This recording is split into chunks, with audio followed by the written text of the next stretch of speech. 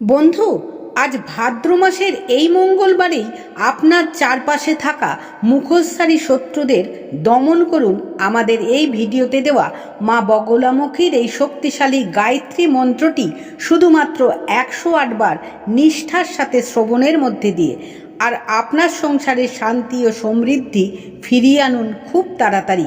সেই সঙ্গে মা বগলামুখীর আশীর্বাদে পূরণ করে নিন আপনার অপূর্ণ মনোকামনাগুলিও। बगलामुखी विद्महे द्विभुजाय धीमहि तन्नो बगला प्रचोदयात्। बगलामुखी विद्महे द्विभुजाय धीमहि तन्नो बगला प्रचोदयात्। बगलामुखी विद्महे द्विभुजाय धीमहि तन्नो बगला प्रचोदयात्। बगलामुखी विद्महे द्विभुजाय धीमहि तन्नो बगला प्रचोदयात्। बगलामुखी विद्महे द्विभुजाय धीमहि तन्नो बगला प्रचोदयात्। बगलामुखी विद्महे द्विभुजाय धीमहि तन्नो बगला प्रचोदयात्। बगलामुखी विद्महे द्विभुजाय धीमहि तन्नो बगला प्रचोदयात्। बगलामुखी विद्महे द्विभुजाय धीमहि तन्नो बगला प्रचोदयात्। बगलामुखी विद्महे द्विभुजाय धीमहि तन्नो बगला प्रचोदयात्। बगलामुखी विद्महे द्विभुजाय धीमहि तन्नो बगला प्रचोदयात्। बगलामुखी विद्महे द्विभुजाय धीमहि तन्नो बगला प्रचोदयात्। बगलामुखी विद्महे द्विभुजाय धीमहि तन्नो बगला प्रचोदयात्। बगलामुखी विद्महे द्विभुजाय धीमहि तन्नो बगला प्रचोदयात्। बगलामुखी विद्महे द्विभुजाय धीमहि तन्नो बगला प्रचोदयात्। बगलामुखी विद्महे द्विभुजाय धीमहि तन्नो बगला प्रचोदयात्।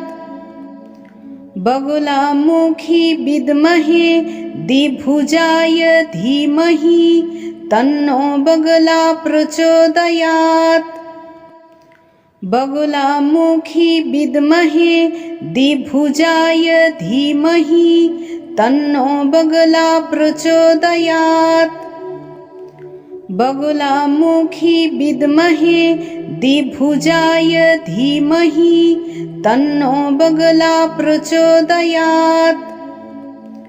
बगलामुखी विद्महे द्विभुजाय धीमहि तन्नो बगला प्रचोदयात्। बगलामुखी विद्महे द्विभुजाय धीमहि तन्नो बगला प्रचोदयात्। बगलामुखी विद्महे द्विभुजाय धीमहि तन्नो बगला प्रचोदयात्। बगलामुखी विद्महे द्विभुजाय धीमहि तन्नो बगला प्रचोदयात्। बगलामुखी विद्महे द्विभुजाय धीमहि तन्नो बगला प्रचोदयात्। बगलामुखी विद्महे द्विभुजाय धीमहि तन्नो बगला प्रचोदयात्। बगलामुखी विद्महे द्विभुजाय धीमहि तन्नो बगला प्रचोदयात्। बगुलामुखी विद्महे द्विभुजाय धीमहि तन्नो बगला प्रचोदयात्। बगुलामुखी विद्महे द्विभुजाय धीमहि तन्नो बगला प्रचोदयात्। बगुलामुखी विद्महे द्विभुजाय धीमहि तन्नो बगला प्रचोदयात्। बगुलामुखी विद्महे द्विभुजाय धीमहि तन्नो बगला प्रचोदयात्।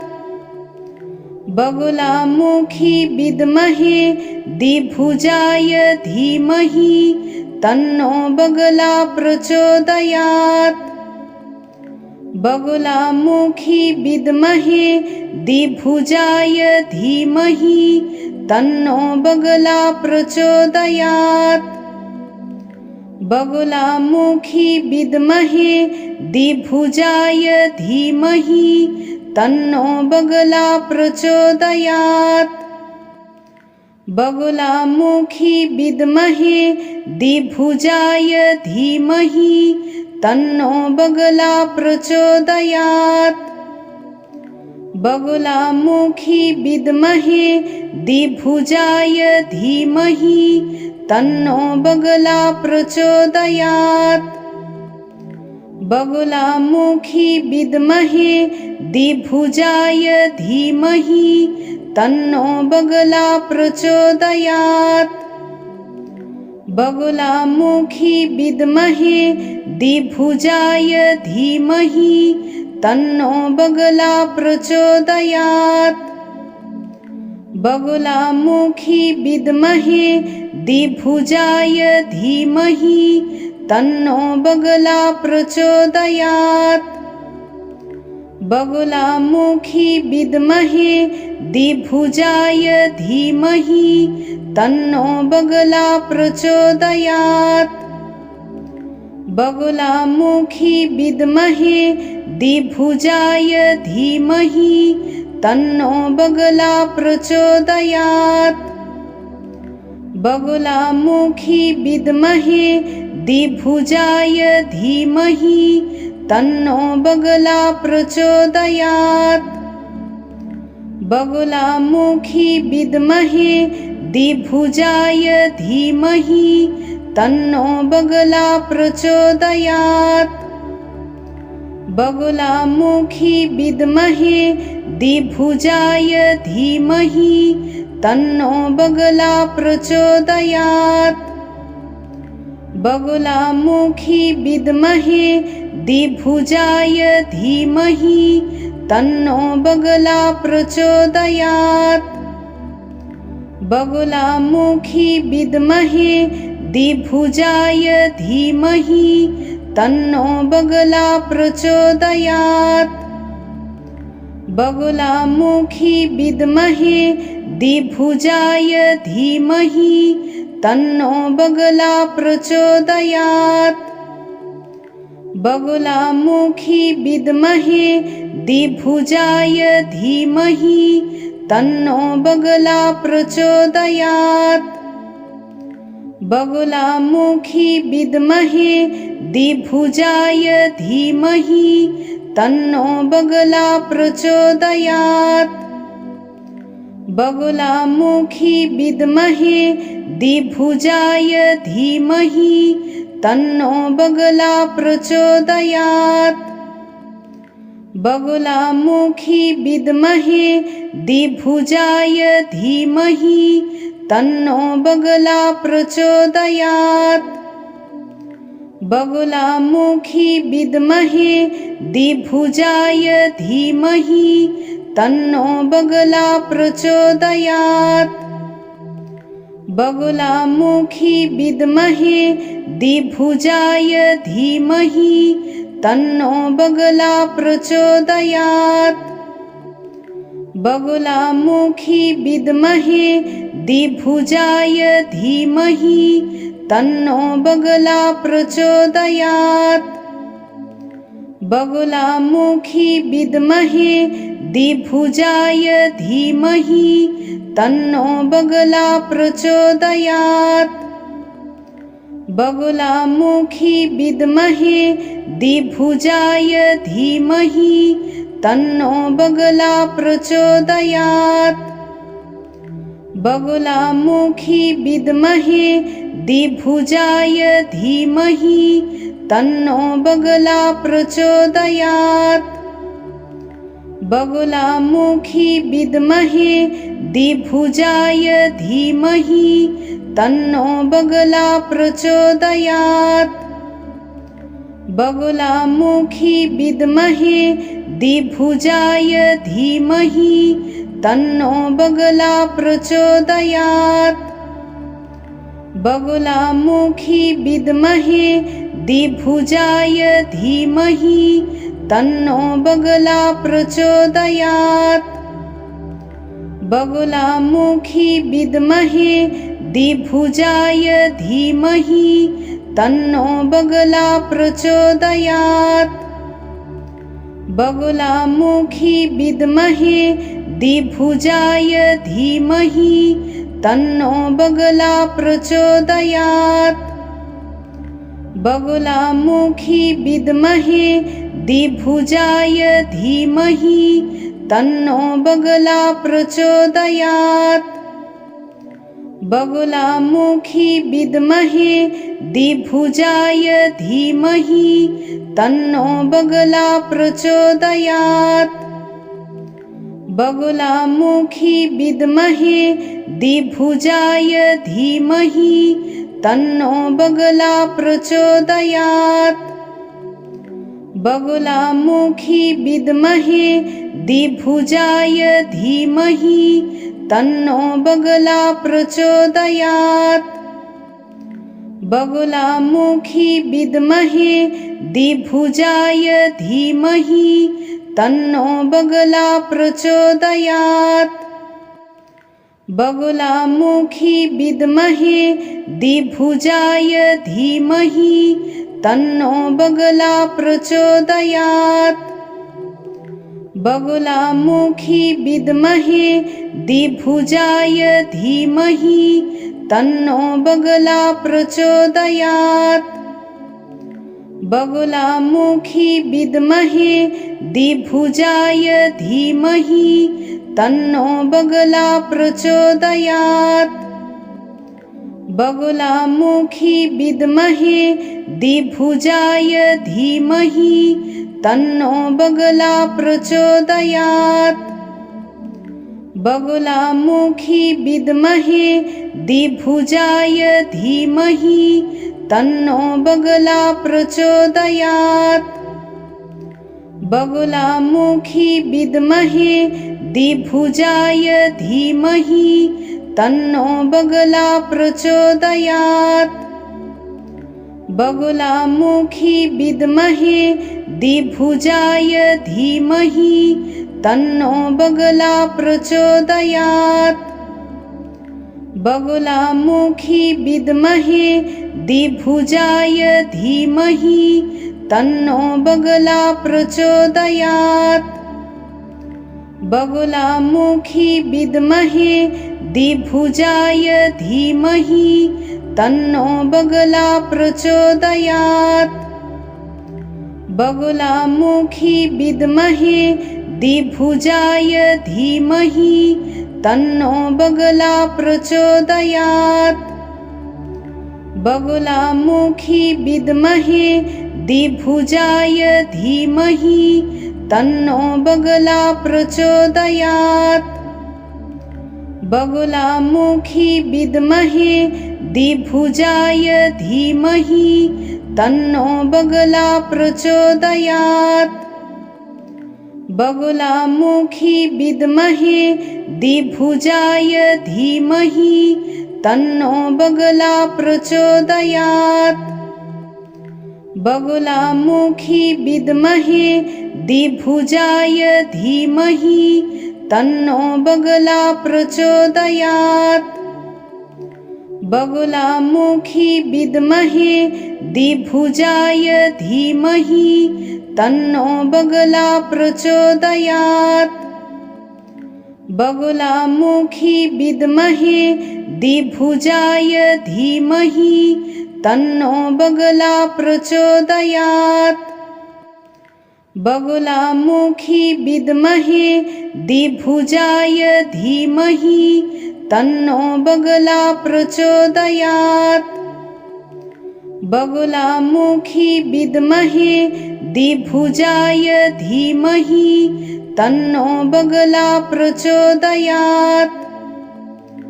बगुलामुखी विद्महे द्विभुजाय धीमहि तन्नो बगला प्रचोदयात्। बगुलामुखी विद्महे द्विभुजाय धीमहि तन्नो बगला प्रचोदयात्। बगुलामुखी विद्महे द्विभुजाय धीमहि तन्नो बगला प्रचोदयात्। बगुलामुखी विद्महे द्विभुजाय धीमहि तन्नो बगला प्रचोदयात्। बगुलामुखी विद्महे द्विभुजाय धीमहि तन्नो बगला प्रचोदयात्। बगुलामुखी विद्महे द्विभुजाय धीमहि तन्नो बगला प्रचोदयात्। बगुलामुखी विद्महे द्विभुजाय धीमहि तन्नो बगला प्रचोदयात्। बगुलामुखी विद्महे द्विभुजाय धीमहि तन्नो बगला प्रचोदयात्। बगुलामुखी विद्महे द्विभुजाय धीमहि तन्नो बगला प्रचोदयात्। बगुलामुखी विद्महे द्विभुजाय धीमहि तन्नो बगला प्रचोदयात्। बगुलामुखी विद्महे द्विभुजाय धीमहि तन्नो बगला प्रचोदयात्। बगुलामुखी विद्महे द्विभुजाय धीमहि तन्नो बगला प्रचोदयात्। बगुलामुखी विद्महे द्विभुजाय धीमहि तन्नो बगला प्रचोदयात्। बगुलामुखी विद्महे द्विभुजाय धीमहि तन्नो बगला प्रचोदयात्। बगुलामुखी विद्महे द्विभुजाय धीमहि तन्नो बगला प्रचोदयात्। बगुलामुखी विद्महे द्विभुजाय धीमहि तन्नो बगला प्रचोदयात्। बगुलामुखी विद्महे द्विभुजाय धीमहि तन्नो बगला प्रचोदयात्। बगुलामुखी विद्महे द्विभुजाय धीमहि तन्नो बगला प्रचोदयात्। बगुलामुखी विद्महे द्विभुजाय धीमहि तन्नो बगला प्रचोदयात्।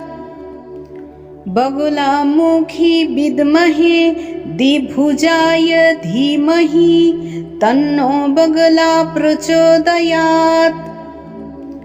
बगुलामुखी विद्महे द्विभुजाय धीमहि तन्नो बगला प्रचोदयात्। बगुलामुखी विद्महे द्विभुजाय धीमहि तन्नो बगला प्रचोदयात्। बगुलामुखी विद्महे द्विभुजाय धीमहि तन्नो बगला प्रचोदयात्। बगुलामुखी विद्महे द्विभुजाय धीमहि तन्नो बगला प्रचोदयात्। बगुलामुखी विद्महे द्विभुजाय धीमहि तन्नो बगला प्रचोदयात्।